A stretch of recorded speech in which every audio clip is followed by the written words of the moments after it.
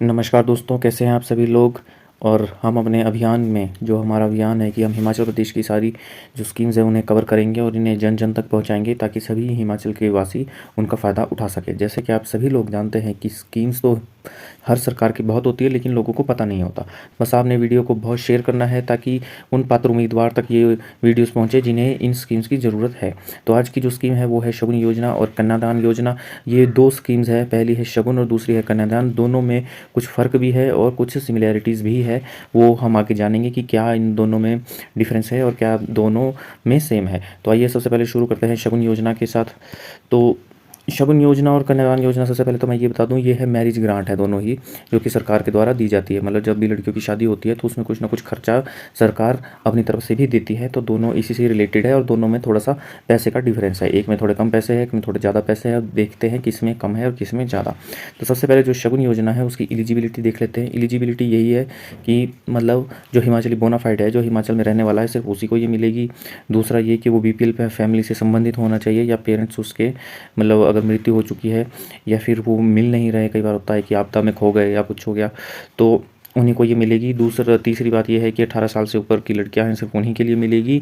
और ये उनको भी मिलेगी अगर शादी वो किसी ऐसे लड़के से करते हैं जो हिमाचल का नहीं है।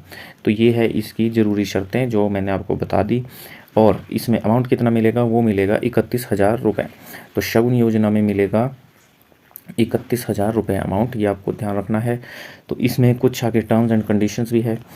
अगर आप मतलब जो भी पात्र उम्मीदवार है वो अप्लाई कर देता है डिपार्टमेंट में काफ़ी मतलब समय से पहले, मतलब समय से पहले का मतलब है मान लीजिए वो 6 महीने पहले ही अप्लाई कर लेता है। जब उन्हें पता लगता है कि हमारी शादी कब है और उसे 6 महीने पहले ये अप्लाई कर लेता है, तो विभाग की बिल्कुल एक टारगेट रहता है कि वे 2 मंथ पहले ही एडवांस में ही पेमेंट कर दे कैंडिडेट को। लेकिन आप बाद में भी कर सकते हैं अप्लाई। मान लो आपको लेट पता चला कि ऐसी भी कोई स्कीम है या आपको टाइम नहीं मिला और आपने शादी के बाद अप्लाई किया तो भी आपको स्कीम का बेनिफिट मिलेगा। लेकिन शर्त यह है कि आपको with in 6 month he apply करना होगा। अगर 6 महीने के बाद अप्लाई किया तो पैसे नहीं मिलेंगे।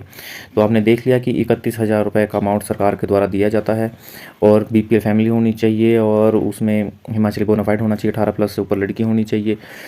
तो ये इनमें शर्तें हैं। अब देख लेते हैं कि इसे अप्लाई करना कैसे है। अप्लाई होता है ये सीडीपी ऑफिस। सीडीपी ऑफिस होता है ये बाल विकास, महिला एंड बाल विकास हमारा विभाग है, जिसे इंग्लिश में वुमेन एंड चाइल्ड डेवलपमेंट बोलते हैं। वहाँ पे इसे अप्लाई किया जाता है। तो इसमें देखिए कौन कौन से सर्टिफिकेट चाहिए होते हैं। सबसे पहले तो बोनाफाइड सर्टिफिकेट चाहिए, लड़की का पेरेंट्स का बीपीएल सर्टिफिकेट मतलब फैमिली का बीपीएल सर्टिफिकेट वगैरह चाहिए। और अगर आपके मतलब जिसके भी जो भी अप्लाई करेगा उसके पेरेंट्स ट्रेसेबल नहीं है, मतलब कहीं वो लापता हो चुके हैं, तो उसका भी एक सर्टिफिकेट लगेगा कॉम्पिटेंट अथॉरिटी द्वारा। उसके बाद डेट ऑफ बर्थ लगेगी गर्ल की, मतलब डेट ऑफ बर्थ सर्टिफिकेट जो कि 10th का भी चलेगा, क्योंकि उसी से पता लगेगा कि लड़की 18 साल से ऊपर है या नहीं। और अगर मैरिज पहले से ही हो चुकी है तो मैरिज सर्टिफिकेट लगेगा, जो कि नगर पंचायत, ग्राम पंचायत या ये जो एमसी है उनके द्वारा दिया जाता है। नेक्स्ट है अगर पेरेंट्स लाइव नहीं है तो उनका डेथ सर्टिफिकेट लगेगा। और फिर उसके बाद हमारा लगेगा जिस बॉय के साथ आपकी मैरिज प्रपोज की गई है उसका भी एड्रेस प्रूफ वगैरह लगेगा। फिर यहाँ पे लगेगा कि बॉयज़ का भी जो जिसके साथ शादी हो रही है उसका भी डेट ऑफ बर्थ सर्टिफिकेट लगेगा, क्योंकि बॉयज़ की इसमें शर्त है कि उम्र होनी चाहिए 21 प्लस। तो लड़की की 18 प्लस होनी चाहिए और जिसके साथ जिस लड़के से शादी हो रही है उसकी उम्र होनी चाहिए 21 प्लस। और एक शर्त ये है कि आप या तो शगुन योजना या कन्यादान योजना दोनों में से किसी एक में ही अप्लाई कर सकते हैं। ऐसा नहीं है कि आप दोनों में अप्लाई करेंगे। और कन्यादान योजना क्या है ये हम थोड़ी देर में भी आगे डिस्कस करेंगे। और अमाउंट को, ये पहले होती थी शर्त, अब वैसे इस शर्त का कोई मतलब नहीं रह गया है। ये अमाउंट को आपको 3 महीने के अंदर यूज़ करना है। मतलब आपको जब अमाउंट मिलता था तो पहले बाई हैंड दिया जाता था, अब तो अकाउंट में चला जाता है, तो वो 3 महीने के अंदर लेना होता था। तो ये है हमारी शगुन योजना। देख लिया है आपने, 31,000 रुपये इसमें मिलते हैं। बीपीएल फैमिली होनी चाहिए, 18 साल से ऊपर लड़की होनी चाहिए, हिमाचली बोनाफाइड होना चाहिए। और यहाँ पे मैंने आपको बता दी क्या क्या शर्तें हैं। बॉयज़ की उम्र भी 21 प्लस होनी चाहिए।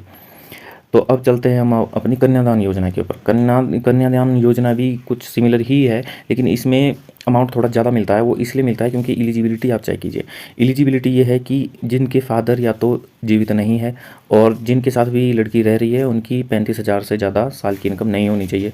यहाँ जिसके फादर बेड रिडन है या मतलब पैसे कमाने की हालत में नहीं है और टोटल इनकम फैमिली की 35,000 से ज़्यादा नहीं है। या फिर वुमेन को, कई आपने केसेस ऐसे सुने होंगे कि माता जी को, जो भी लड़की होती है उनकी माता जी को कई बार जो फादर है वो छोड़ देते हैं, तो या तो वैसा केस हो और फैमिली की इनकम 35,000 से ज़्यादा नहीं हो। चौथा केस इसमें ये बताया कि वुमेन को रिकवर किया गया हो, मतलब जो लड़की है उन ट्रैफिक में फंस, जो आपको पता है कि इलीगल ट्रैफिक होती है, मतलब जिसमें खरीद फरोख्त की जाती है लड़कियों की, अगर वहाँ से रिकवर की गई हो तो वैसा अगर केस हो तो भी आप इसके लिए एलिजिबल है। या डेस्टिट्यूट गर्ल है, मतलब वो जेल से छूट के आई हो, अगर लड़की जिसकी शादी होनी है तो भी वो एलिजिबल है। या फिर लड़की बिल्कुल ही अनाथ हो, निगलेक्टेड गर्ल हो और रहती हो नारी सेवा, नारी निकेतन वगैरह में, जो एक होम्स बनाए होते हैं लड़कियों के लिए जिनका कोई नहीं होता है, अगर ऐसा भी केस है तो भी आप एलिजिबल है। तो ये 6 केसेस है जिसके लिए आप एलिजिबल हो जाते हैं कन्यादान योजना के लिए। मेनली इसमें ये है, अगर ऑर्फन है तो मोटे मोटे तौर पर आप समझ लीजिए कि वो एलिजिबल हो गया है। अब इसमें क्या फ़ायदा है? फ़ायदा ये है, जो इसमें मैंने 1 से लेके 5 पॉइंट बताए आपको, 1 से लेके 5 पॉइंट ये यहाँ पे, तो इसके लिए मिलेंगे आपको 40,000 रुपये। 1 से लेके 5 पॉइंट के लिए 40,000 रुपये। और अगर छठा पॉइंट फुलफिल कोई कर रहा है, नारी निकेतन में कोई रह रहा है और बिल्कुल ऑर्फन है गर्ल, तो उसके लिए मिलेंगे आपको 51,000 रुपये। तो शगुन योजना में है आपके 31,000 रुपये और कन्यादान योजना में आपके 40,000 रुपये या 51,000 रुपये। शर्तें लगभग दोनों की सेम है, मैंने आपको बताया है टर्म्स एंड कंडीशन की। डेट ऑफ बर्थ चाहिए लड़की का भी, लड़के का भी, बॉयज़ होना चाहिए 21+, लड़की होनी चाहिए 18+। और डेट ऑफ मैरिज का एक सर्टिफिकेट लगता है, जो कि पहले भी था कि प्रधान होता है ग्राम पंचायत का या काउंसलर होगा जो अर्बन लोकल बॉडीज़ है, या इंचार्ज होगा नारी सेवा सदन या नारी निकेतन का, जो मैंने आपको छठा पॉइंट बताया वहाँ रहती हो, तो वो लिख के देंगे कि डेट कब है, तो उस हिसाब से जो है आप एडवांस में अप्लाई कर सकते हैं। और अगर मैरिज पहले ही हो चुकी है तो बाद में मैरिज सर्टिफिकेट लगेगा। और डिसेबिलिटी सर्टिफिकेट, जो कि मैंने आपको बताया, अगर पिताजी काम करने योग्य नहीं है, ये सेकंड नंबर 2 ये सेकंड पॉइंट है, तो यहाँ पे भी उसका भी सर्टिफिकेट लगेगा। और आपको इसमें बाद में भी अप्लाई कर सकते हैं, जैसे कि इसमें बताया अगर शादी हो जाए तो बाद में 6 महीने का टाइम इसमें मिलता है, विदिन 6 मंथ्स आपको अप्लाई करना होता है। तो ये है, दोनों मैंने आपको योजनाएं बता दी है, दोनों योजना के बारे में आपको पता चल चुका है। तो आई होप वीडियो देख के आपको बहुत जानकारी मिली होगी। आपने बस इन वीडियोस को शेयर करना है उन लोगों तक जिनको इनकी ज़रूरत है। तो वीडियो अच्छी लगी हो तो लाइक ज़रूर कीजिएगा, चैनल को सब्सक्राइब कीजिएगा। Thank you.